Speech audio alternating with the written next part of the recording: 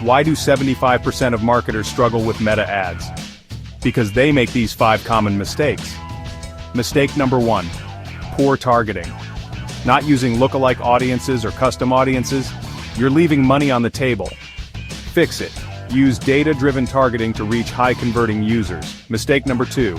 Weak creatives. Boring ads don't get clicks. Fix it. Use high-quality visuals, engaging videos, and clear CTAs. Mistake number 3. Ignoring A/B testing. Running one ad without testing alternatives. Fix it.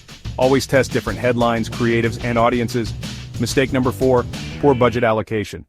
Spending too much on one ad set. Fix it.